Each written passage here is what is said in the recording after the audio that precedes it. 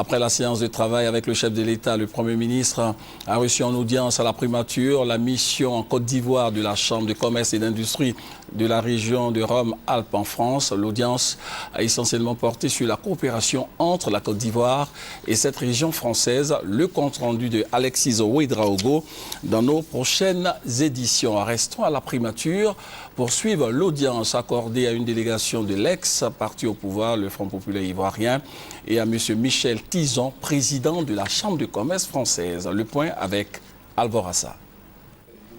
L'audience accordée par le Premier ministre, garde des Sceaux, ministre de la Justice, Maître Jean-Noël Ousso-Kouadio, au président de la Chambre de commerce française, Michel Tison, a essentiellement porté sur le retour des investisseurs français en Côte d'Ivoire.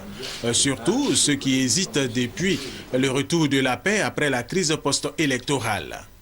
En ce moment, nous recevons une délégation excessivement intéressante et importante, c'est Rhône-Alpes en France, qui est la deuxième région de France en ce qui concerne l'économie, l'industrie. Et nous la cornaquons un petit peu à travers tout ce que nous avons ici comme opérateurs pour les inciter à venir investir en Côte d'Ivoire.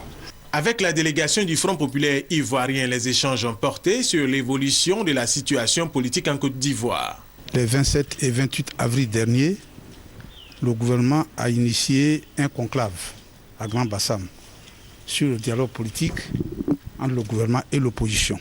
Nous avions le 29 notre convention. Nous avons estimé que vraiment la date choisie par le gouvernement ne nous arrangeait pas et nous avons demandé au gouvernement s'il était possible de décaler la date du conclave. Cela n'a pas été possible eu égard aux nombreuses contraintes du gouvernement.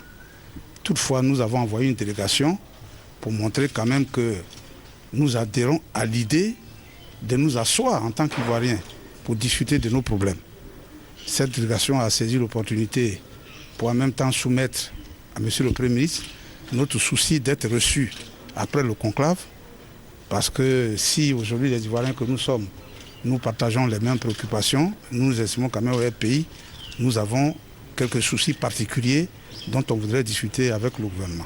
Les discussions avec le gouvernement, selon les responsables du FPI, vont se poursuivre dans le cadre du dialogue entre les partis politiques initié par le président de la République, Alassane Ouattara.